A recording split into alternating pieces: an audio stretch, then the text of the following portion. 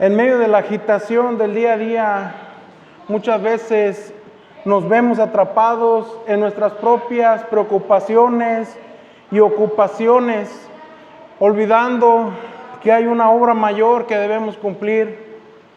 El día de hoy nos toca iniciar en Juan 4, del verso 31 al 38. En estos versos vemos cómo Jesús nos muestra el ejemplo perfecto de cómo priorizar la voluntad del Padre por encima de nuestra propia voluntad. Jesús vino a este mundo con un propósito claro: realizar la voluntad de Dios. Él cumplió con cada tarea que le encomendó el Padre, sin desviarse en ningún instante de su misión. Nosotros somos seguidores de Cristo y también debemos de seguir su ejemplo. Debemos de obedecer su voluntad. Debemos de poner primero la voluntad de Dios por encima de todo en nuestras vidas. Es fácil que nos perdamos en nuestras propias ambiciones y en nuestras propias metas personales, pero recordemos que Jesús terminó toda la obra que le encomendó el Padre. Ahora es nuestro turno de encargarnos de sembrar y de cosechar en el campo del Señor, porque aquel que siembra y aquel que cosecha tendrá la misma bendición, que es la vida eterna. Al ponernos en acción como obreros del Señor, no solo recibiremos la promesa de la vida eterna, sino que también seremos testigos de las abundantes bendiciones que Dios derrama sobre aquellos que obedecen su voluntad. Cosecharemos bendiciones en forma de amor, en forma de paz, en forma de gozo, de prosperidad y de salvación. No desperdiciemos más tiempo en vanidades y preocupaciones terrenales. Es tiempo de que nos enfoquemos en la obra de Dios, en esa obra que el Padre nos ha encomendado a nosotros, que es sembrar y cosechar en su nombre. Recordemos que las bendiciones del Señor que nos esperan son abundantes. Es hora de que pongamos manos a la obra y que cosechemos esas bendiciones para la vida eterna. Esta es la reunión de estudio bíblico número 15. Sean bienvenidos y que Dios bendiga sus vidas grandemente. En la reunión anterior mirábamos sobre la mujer que tenía una fe, la mujer samaritana tenía una fe tremenda de que ella esperaba la promesa de la venida del Mesías. Mirábamos cómo Jesús tuvo la intención de ir hacia ella y darle una nueva vida. Cómo Jesús le importó a esta mujer que el mundo la desechaba, la despreciaba por ser una mujer pecadora. Y cómo Jesús va y le tiende su mano y le ofrece que beba de esa fuente de agua de vida eterna.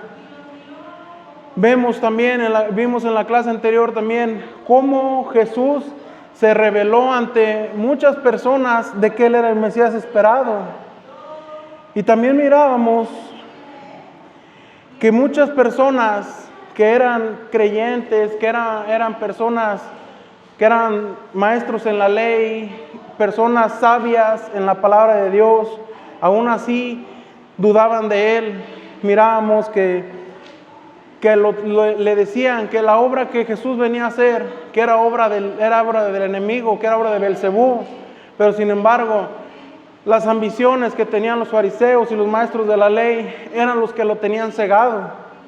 Y no supieron que enfrente de ellos tenían al Salvador del mundo, que tenían al Dios que creó todo con su palabra, que tenían al Todopoderoso enfrente de ellos. La ambición, las vanidades, los cegaron a estos hombres fariseos y maestros de la ley. Cegaron su vista de que enfrente tenían a Dios. Y vimos también cómo Jesús vino a este mundo a curar a los enfermos, que Él nos dijo que Él venía a curar a los que estaban enfermos, porque los que estaban sanos no tenían necesidad de médico.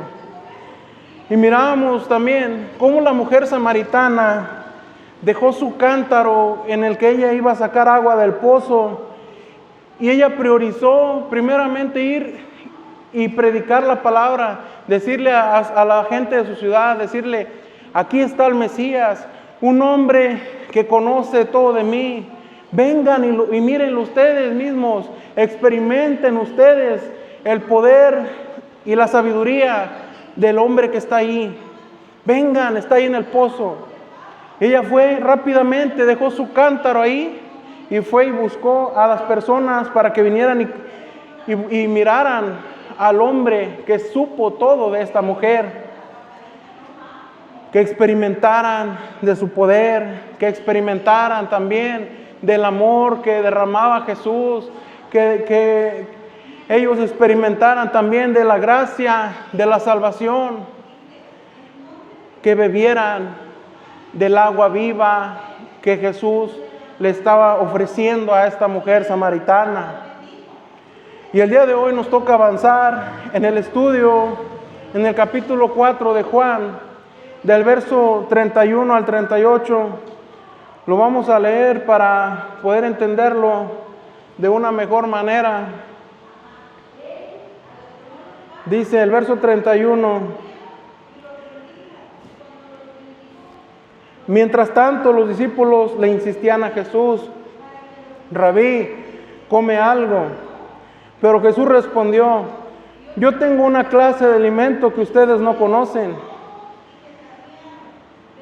¿Le habrá traído algo de comer mientras nosotros no estábamos?, se preguntaban los discípulos unos a otros. Entonces Jesús explicó: mi alimento consiste en hacer la voluntad de Dios, quien me envió, y en terminar su obra. Ustedes conocen el dicho: hay 4 meses entre la siembra y la cosecha. Pero yo digo: despierten y miren a su alrededor. Los campos ya están listos para la cosecha. A los segadores se les paga un buen salario, y los frutos que cosechan son personas que pasan a tener la vida eterna. Qué alegría le espera tanto al que siembra como al que cosecha. Y saben el dicho: uno siembra y otro cosecha. Y es cierto. Yo los envié a ustedes a cosechar donde no sembraron. Otros ya habían hecho el trabajo y ahora a ustedes les toca levantar la cosecha.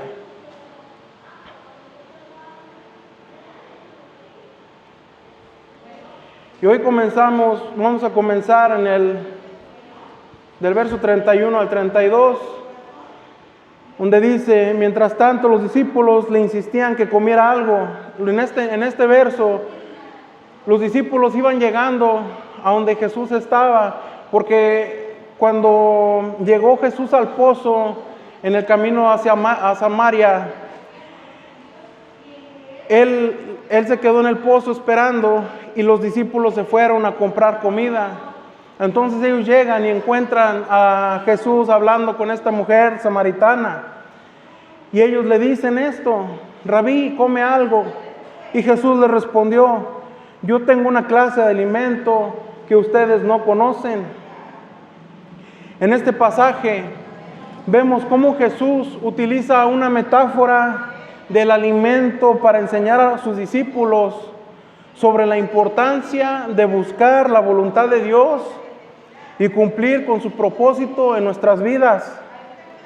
Jesús les estaba mostrando que así como el alimento físico es necesario para mantenernos con vida, así también lo es el alimento espiritual para poder nutrir nuestra alma y poder fortalecer nuestra fe.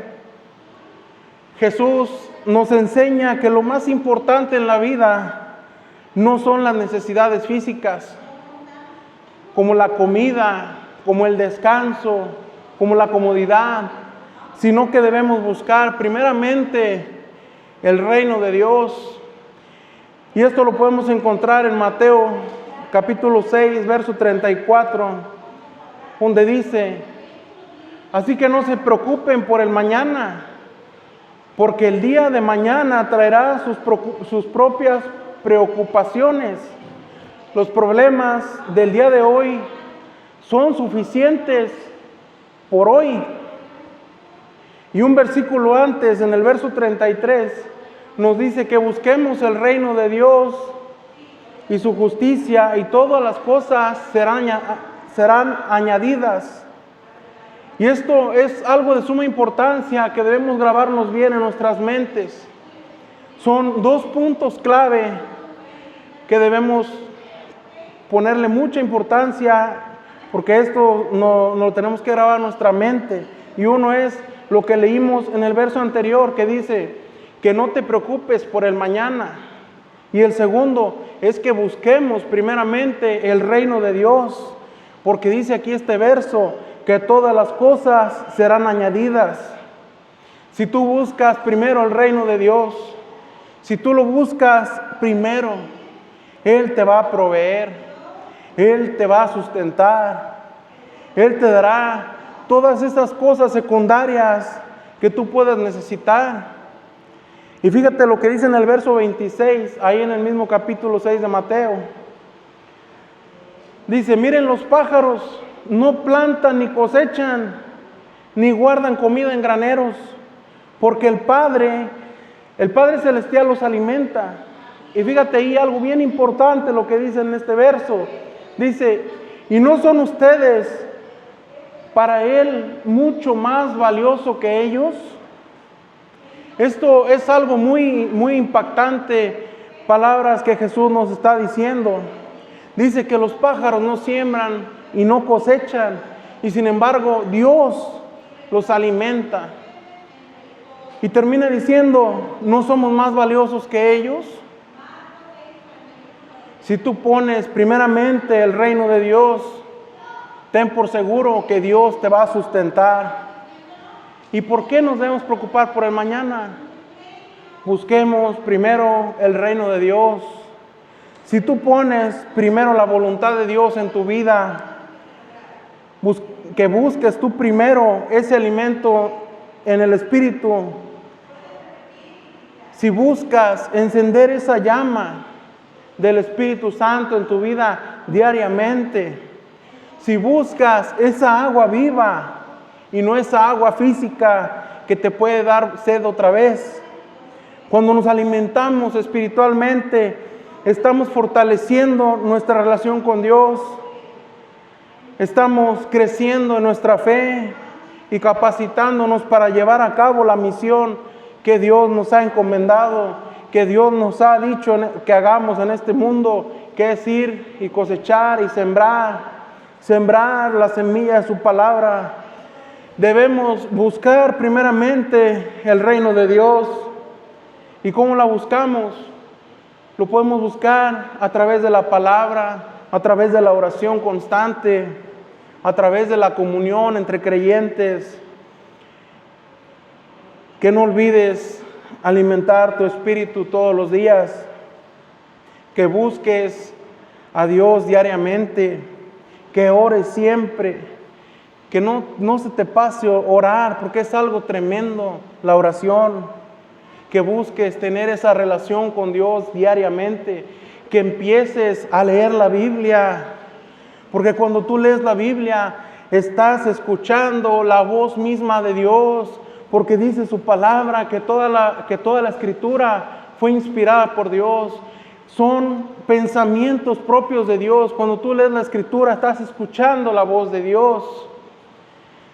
Y si tú no tienes una Biblia, ya la podemos descargar hasta en el celular, para que la traigas en todos lados. Es fácil, nada más la descargas, la instalas y te pones a leer un capítulo diario. Con un poquito que empieces, dice la Biblia que a Dios le gustan los pequeños comienzos.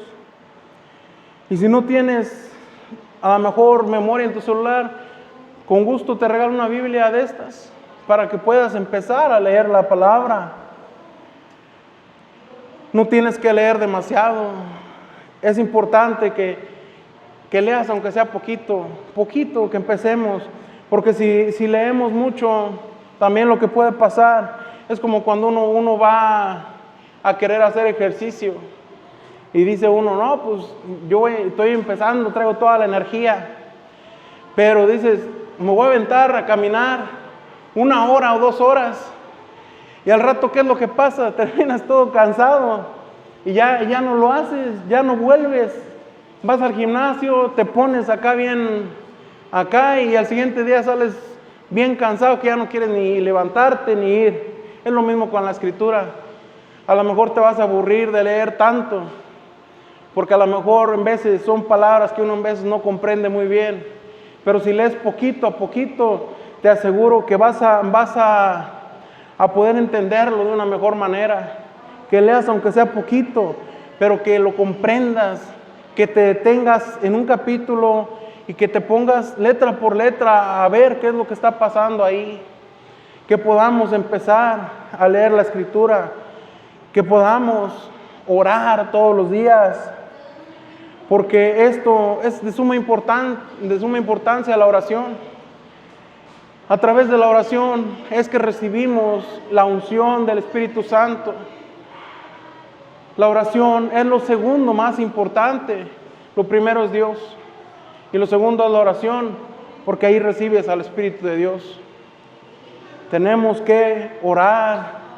No necesitas aventarte a orar 2, 3 horas ni 30 minutos. Con que hagas una pequeña oración diaria, que te acuerdes de que hay alguien ahí que dio todo por ti, que hay alguien ahí que está listo para escucharte, que hay alguien ahí que tú puedas reconocer la necesidad de Dios en tu vida, que te nutras espiritualmente. Si te nutres espiritualmente, estarás preparado para enfrentar los desafíos de la vida. Podrás tener fortaleza, podrás tener claridad y firmeza en la fe en Dios. Este verso de Juan 4, del 31 al 32, nos recuerda que así como el alimento físico es esencial para poder vivir, para poder mantener nuestro cuerpo, el alimento espiritual también, para poder crecer en tu interior, para poder fortalecer esa relación con Dios. Te invito a que te nutras espiritualmente, que estés preparado y Dios te va a recompensar, Dios te va a dar una vida plena, Dios te va a devolver ese gozo en tu vida, Dios va a restaurar todo lo que está caído en tu vida, Dios te va a ayudar y te va a guiar.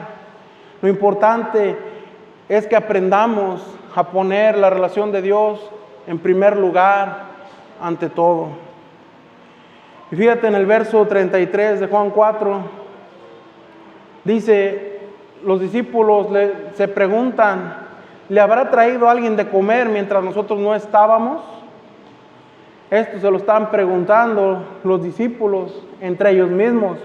Ellos se sorprenden que al ver a Jesús que estaba hablando con esta mujer samaritana, y ellos preguntan, a lo mejor esta mujer le trajo algo de comer. Y en este pasaje vemos la preocupación de los discípulos por la necesidad física de Jesús. Porque Jesús, recordemos que a pesar de que Él era Dios, era 100% Dios y 100% hombre, Él tenía también necesidades físicas, necesitaba comer igual que nosotros, necesitaba también descansar, porque Él era 100% hombre también y era 100% Dios, es 100% Dios. Y aquí vemos en este pasaje que ellos estaban muy preocupados porque Jesús, a lo mejor ellos ya sabían que tenía un tiempo en el que no había comido. Y fíjate lo que dice en el verso siguiente, dice, mi comida es que haga la voluntad del que me envió y que concluya su obra. Y en Mateo 4:4 nos dice, cuando Jesús fue al desierto y estuvo tentado por Satanás, fíjate cómo le contesta Jesús. Así se lo dijo en sus palabras a Satanás, la gente no vive solo de pan, sino de cada palabra que sale de la boca de Dios. La palabra que sale de Dios es la que debemos priorizar, que debemos buscar primero su voluntad, que debemos poner en primer lugar a Dios, Los planes de Dios siempre deben ser primero antes que los nuestros. Su voluntad es lo que nosotros debemos respetar, es lo que nosotros debemos priorizar. Fíjate lo que es algunas cosas que es la voluntad de Dios. La voluntad de Dios es que lo ames. La voluntad de Dios es que ames a tu prójimo. La voluntad de Dios es que perdones. La voluntad de Dios es que seas misericordioso y compasivo. La voluntad de Dios es que vivas en santidad. La voluntad de Dios es que vivas con un corazón en paz, que tengas tranquilidad, que practiques la justicia, que seas fiel y obediente a su palabra y que vayamos y prediquemos su palabra con los demás. Yo imagino que los que estamos aquí hemos escuchado, a lo mejor hasta nos aprendemos de memoria, nos hemos aprendido de memoria el Padre Nuestro. Pero en el Padre Nuestro dice en el verso 10 de Mateo 6, hágase tu voluntad, así en la tierra como en el cielo. Jesús, en esta oración que Él nos dejó como un ejemplo, Él nos está enseñando que cuando oremos, siempre pongamos por encima la voluntad del Padre. Cuando Jesús estaba en el monte Getsemaní, una noche, la noche de que iba a ser arrestado, Él estaba en la carne, su carne sentía miedo, Él sentía mucha preocupación. No sé si tú hayas sentido alguna vez el temor, el miedo, la preocupación a lo que vaya a pasar. No sé si tú lo hayas sentido, pero en la oración que Él hacía cuando estaba en el monte Getsemaní, Él sabía, porque Él era Dios, Él sabía el sufrimiento que Él iba a tener para cuando iba a ser arrestado, cómo lo iban a golpear. Él sabía todo el sufrimiento que le iban a hacer, que lo iban a escupir, que lo iban a decir de cosas. Y todo porque Él vino a cumplir la voluntad del Padre. Él vino a pagar por nuestras rebeliones, por nuestros pecados, por nuestras enfermedades. Y Él dijo esto en su oración en el monte Getsemaní.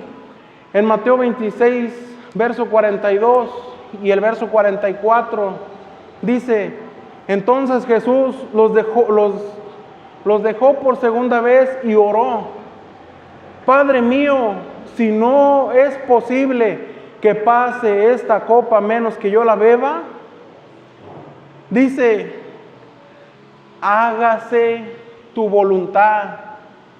A pesar de que él estaba sufriendo, atemorizado por todo lo que él sabía que iba a sufrir. A pesar de todo eso, fíjate lo que dice aquí, hágase tu voluntad. Y luego dice que fue y oró una tercera vez. Y dice ahí el verso, y repitió lo mismo. Él estaba tremendamente angustiado, preocupado por lo que le iba a pasar. Sin embargo, dice que oró 3 veces y en las 3 veces repitió lo mismo. Si no puede pasar esta copa de mí, que se haga tu voluntad. Él mismo estaba aceptando la voluntad del Padre. Y siendo Jesús nuestro mayor ejemplo, nosotros debemos imitarlo, debemos seguirlo. Él aceptó sobre su carnalidad y sobre todas sus preocupaciones y sobre todo su ser. Él aceptó primero la voluntad del Padre. Y esto es algo que nosotros debemos hacer. En veces nosotros cuando oramos le pedimos a Dios por algo y en veces pensamos que Dios no nos escucha. En veces pensamos, yo le pedí algo en especial, no sé, que me sane, que me ayude a pagar la colegiatura, que me ayude en mi trabajo, que me ayude en mi familia. Y sin embargo, las cosas parecen iguales. Pero esto es porque nosotros debemos primero que nada aprender a aceptar la voluntad de Dios. Él tiene un plan para cada uno de nosotros. Él tiene un plan para ti y Él tiene un plan para mí. Tal vez es la voluntad de Él que tú estés aquí. Por eso es que vienes, porque Él te ha hecho un llamado. Y es algo que debemos hacer, aceptar primero sus planes, porque primero es la voluntad de Dios. En el libro de Santiago hay un versículo que nos dice que cuando oramos pedimos mal, que por eso no recibimos, porque no estamos aceptando su voluntad. Y aquí Jesús, en este verso del Juan 4:33, Él nos está enseñando, le está enseñando a sus discípulos que la verdadera satisfacción y la verdadera plenitud no provienen de cosas materiales, sino que provienen de aceptar la voluntad de Dios y llevar a cabo la obra que Él nos ha encomendado a cada quien. Esta respuesta de Jesús a sus discípulos nos invita a que reflexionemos en qué es lo que queremos nosotros. Si buscamos a Dios para saciar nuestras necesidades físicas, para saciar nuestras necesidades materiales, o si en verdad estamos enfocándonos en buscar primeramente a Dios, primeramente su voluntad. Debemos recordar que nuestra principal prioridad debe ser buscar y hacer la voluntad de Dios en cada momento, en cada situación. Cuando nosotros priorizamos nuestra relación con Dios, Él nos va a mostrar en nuestras vidas la verdadera satisfacción y la verdadera plenitud. Esa plenitud, ese gozo que Él nos puede dar en nuestra vida. Este verso de Juan 4:33 nos invita a que reflexionemos sobre qué es lo que nosotros estamos buscando en Dios. Y en el verso 34 nos dice: entonces Jesús explicó: mi alimento consiste en hacer la voluntad de Dios, quien me envió, y en terminar su obra. Jesús en este verso continúa enseñando a sus discípulos y les dice: mi comida es que se haga la voluntad de Dios primero, que concluya su obra. Y en esta declaración Jesús nos enfatiza nuevamente que su principal objetivo y satisfacción no proviene de las cosas físicas, sino que su satisfacción era cumplir la voluntad de Dios, de llevar a cabo esa obra que Dios le encomendó, que el Padre le dijo. Y esta afirmación de Jesús es un recordatorio poderoso para todos nosotros de que debemos buscar primeramente nutrirnos espiritualmente.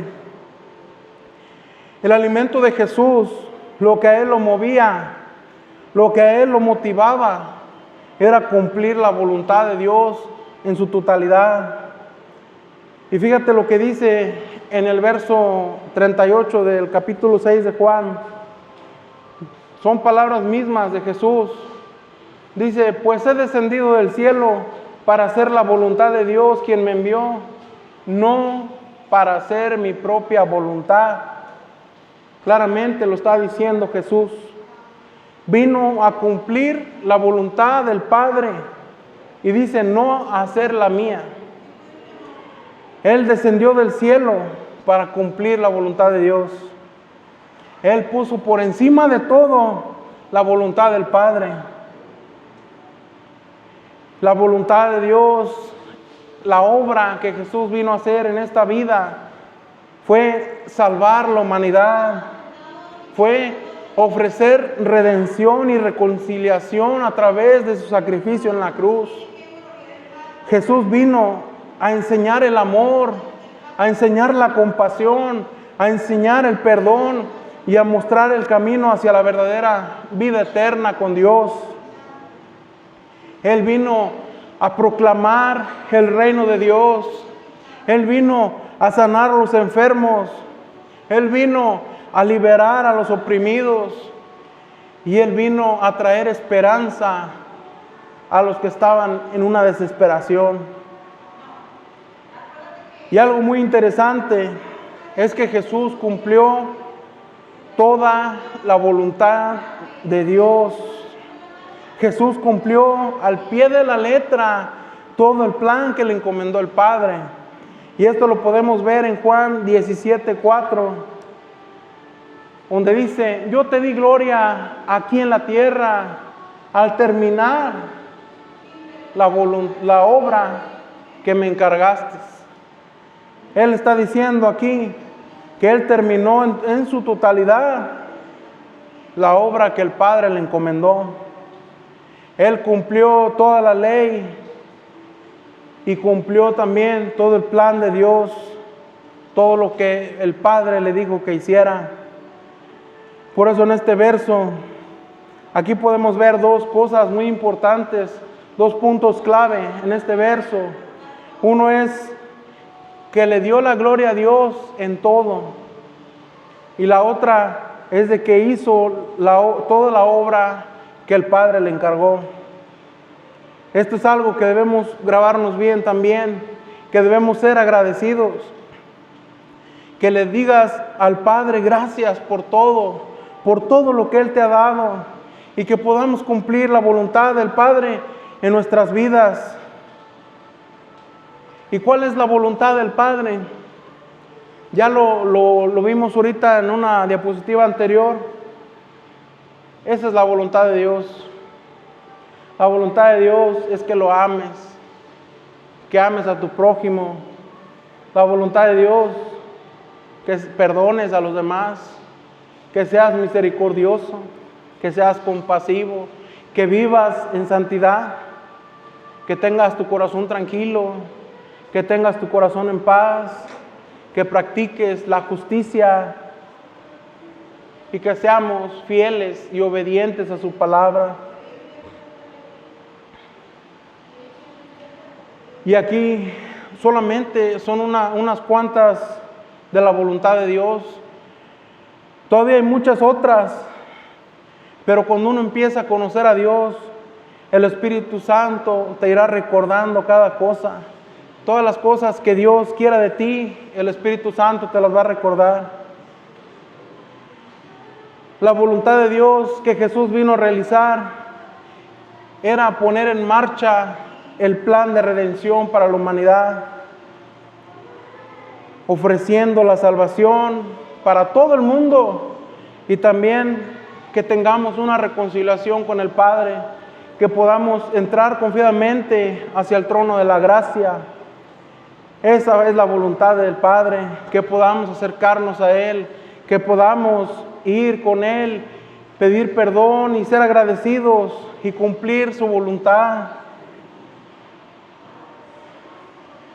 Jesús nos enseña que debemos enfocarnos primeramente en buscar las cosas espirituales en vez de conseguir las cosas terrenales, porque vimos que primeramente es el reino de Dios y todas las cosas van a ser añadidas en tu vida. Jesús nos invita a que busques la verdadera plenitud y la verdadera satisfacción de cumplir la voluntad de Dios y que puedas cumplir ese propósito que Dios tiene para ti. Nuestra verdadera comida debe ser la comida espiritual, y es la que debemos poner en primer lugar, que debemos obedecer a Dios, que debemos de seguir su voluntad, que debemos alinear nuestras acciones y nuestras decisiones a la voluntad y a los mandatos, a la enseñanza que Dios nos ha dado. Que nos nutramos y podamos fortalecernos espiritualmente de una manera en que podamos poner en primer lugar a Dios. Que reflexionemos en nuestras prioridades. Si nuestra prioridad es nuestra satisfacción de la carne o si es nuestra satisfacción espiritual. En el verso 35 nos dice: ustedes conocen el dicho, hay 4 meses entre la siembra y la cosecha, pero yo les digo, despierten y miren a su alrededor, los campos que ya están listos para la cosecha. En este verso, Jesús le está hablando a sus discípulos acerca de la importancia de la cosecha espiritual. Jesús compara la labor de la cosecha espiritual con la labor de la cosecha física en los campos. Les dice que ya es tiempo de que recojan la cosecha. Es decir, que debemos difundir el Evangelio y llevar a más personas a la fe en Dios. En Mateo 9:37 nos dice, le dice a sus discípulos, la cosecha es grande, pero los obreros son pocos. Jesús le está recordando a sus discípulos que la cosecha espiritual es abundante, pero que faltan obreros. Esto significa que hay mucha gente que necesita escuchar el Evangelio, que necesitan ser traídas a la fe, pero que no hay suficientes trabajadores dispuestos a hacer esta labor. Jesús nos está invitando a sus discípulos a que se conviertan en trabajadores de la cosecha, a que se levanten y salgan y prediquen el Evangelio por todo el mundo, por todas las naciones. Nosotros hoy en día también somos llamados a ser obreros de la cosecha. Somos llamados a difundir el amor y la verdad de Dios en el mundo. Esto significa que debemos estar comprometidos en compartir el mensaje de salvación y llevar a más personas a que conozcan a Jesús. Debemos estar dispuestos a trabajar diligentemente en la labor de la cosecha espiritual, sin importar las dificultades, sin importar los obstáculos que podamos estar enfrentando. Recordemos que ahora en día hay muchísimas personas que están pasando por situaciones complicadas, que hay muchas personas que se están buscando refugiar en las adicciones a causa de la depresión, a causa de la ansiedad, pero todos estos vacíos no los llena una botella de alcohol, todos estos vacíos no los llenan las drogas. Lo que lo puede llenar a las personas es el Espíritu Santo de Dios, que solo Jesús es el único que puede llenar ese vacío. Esos vacíos están llevando a las personas a buscar y a tomar una decisión equivocada. Que todo esto es por el desconocimiento de Cristo. Es por desconocimiento de que hay una persona que pagó por todos nosotros. Que hay una persona que dio todo por la humanidad. Que existe Jesús. Que Él vino y derramó hasta la última gota de su sangre en esa cruz del Calvario por toda la humanidad. Y este es el mensaje que debemos llevar a las personas. Personas pasando por ansiedad, porque no hay obreros que puedan ir, porque no hay obreros que puedan ir y predicar las palabras de amor, las palabras que Jesús nos dejó. Personas que están pasando por situaciones muy complicadas por falta de obreros, por falta de esos obreros que vayan y siembren esas semillas de amor en la gente. Obreros que vayan y que siembren y que cosechen. En esos obreros, amado, déjame decirte que ahí faltas tú. Faltas tú que puedas llevar esa palabra de aliento a esas personas necesitadas. Faltas tú que puedas llevar esas palabras de consuelo a la gente. Que le puedas dar a las personas esa receta infalible que los va a curar. Que les recetes la cristomicina. Que les recetes la solución que es Jesucristo. Que Él es el Dios y que para Él no hay nada imposible. En este verso Jesús nos está llamando a que seamos obreros activos en nuestra fe, que seamos obreros fieles a Dios, que podamos difundir la luz, que podamos difundir el amor de Dios en todo el mundo, en un mundo tan necesitado, en un mundo que vive bajo las sombras de la ansiedad, personas que andan por todos lados, que tú los miras y ni siquiera te imaginas tú que esa persona necesita esa palabra. Personas que en veces están hasta dentro de la iglesia y aún así tienen ese vacío espiritual, tienen esa necesidad de Cristo. Personas que andan por todo el mundo necesitadas de aliento, necesitadas de consuelo, necesitadas del amor de Cristo.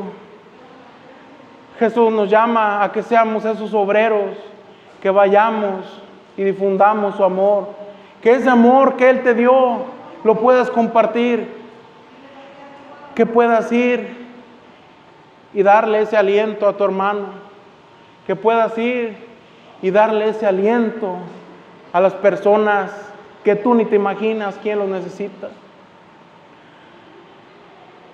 En el verso 36, dice: a los segadores se les paga un buen salario, y los frutos que cosechan son personas que pasan de tener a la vida eterna. Qué alegría le espera tanto al que siembra como al que cosecha. En este versículo Jesús continúa utilizando esta metáfora de la cosecha espiritual para enseñar una gran lección a sus discípulos.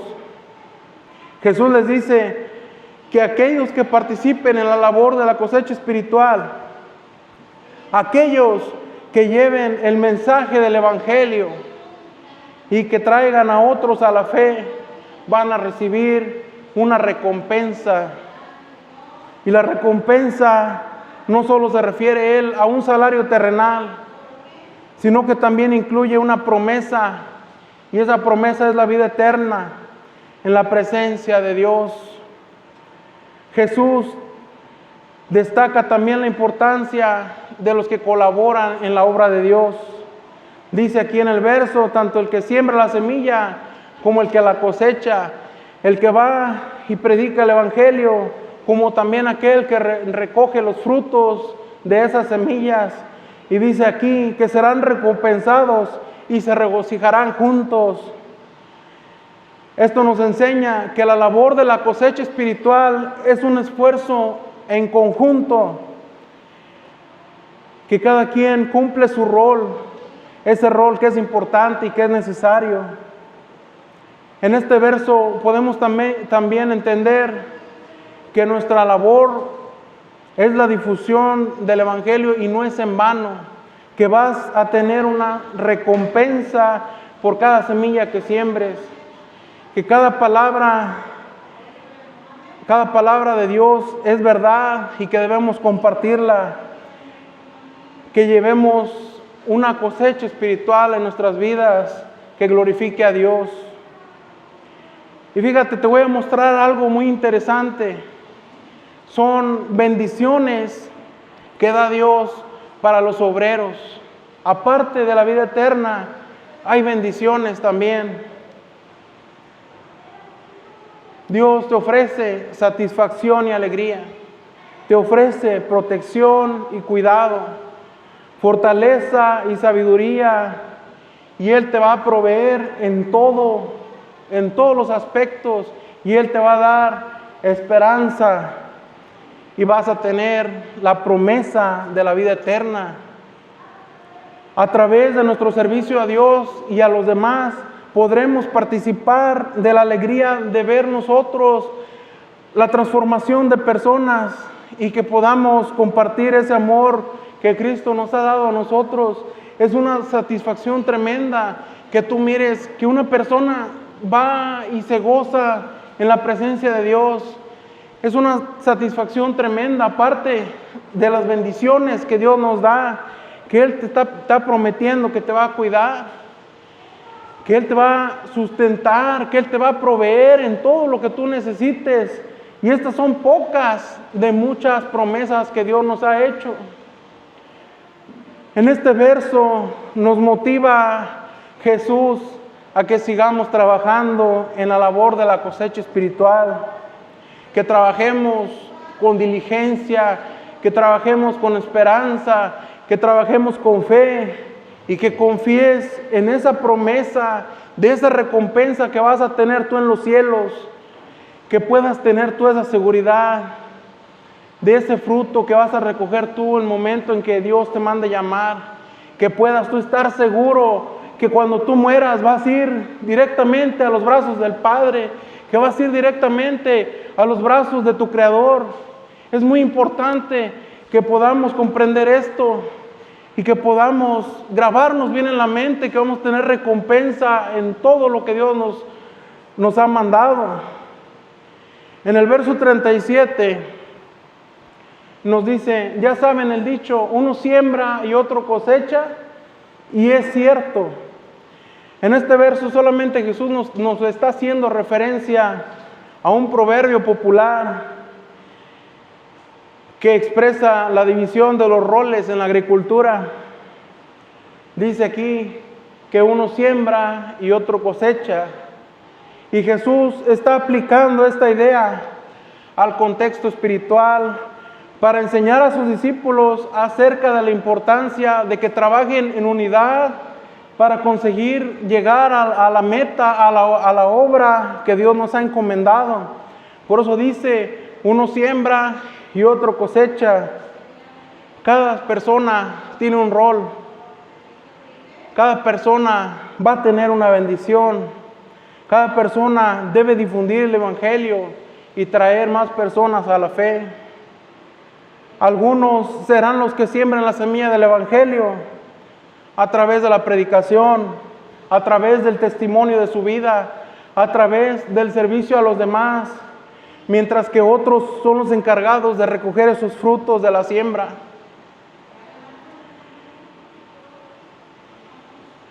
Esta enseñanza nos invita a que reconozcas en tu vida la diversidad de dones, la diversidad de talentos que Dios nos ha dado a cada uno de nosotros. Y nos está enseñando a que debemos trabajar en conjunto, que debemos trabajar por la salvación de más personas.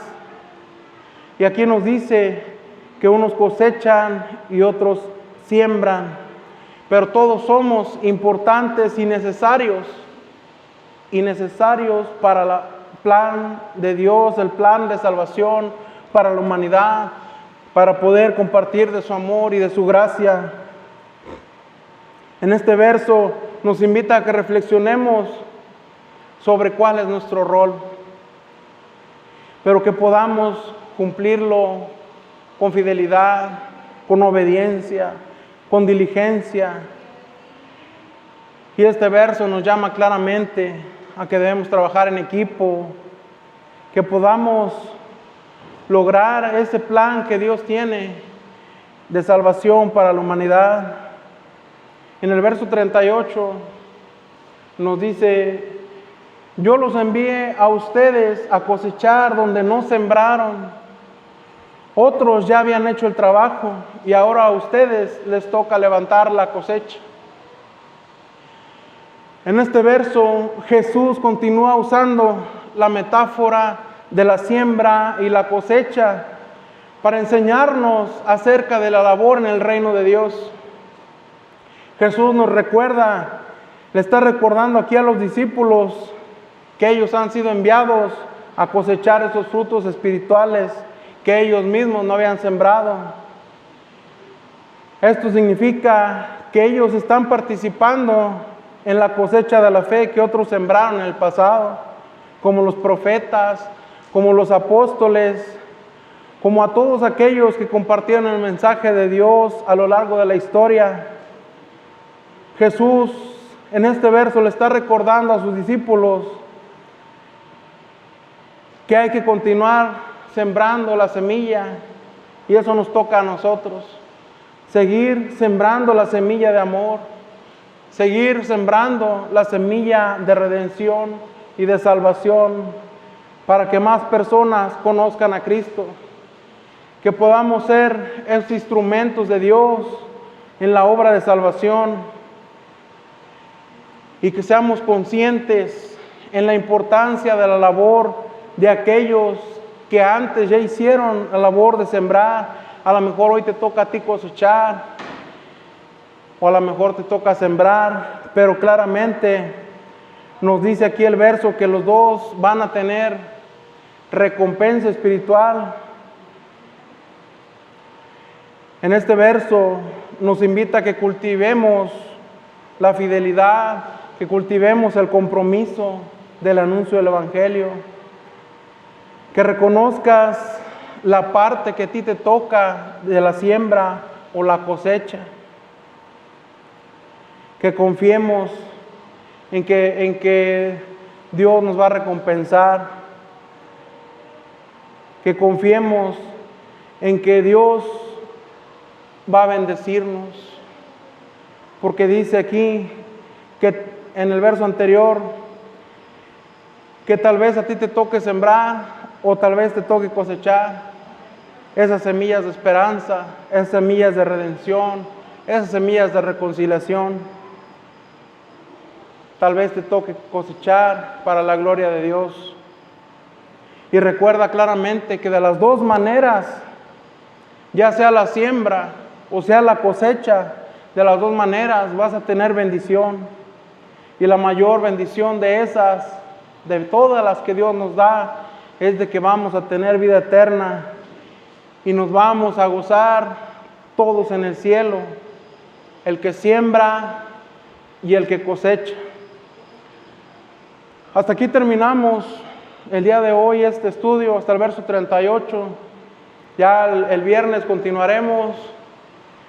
Doy gracias a Dios por que se han permitido venir a escuchar la palabra. Doy gracias por sus vidas y le pido a Dios que los siga bendiciendo, que los siga guardando y que podamos seguir en el camino de Dios, que no es fácil, pero con la ayuda de Dios todo es posible.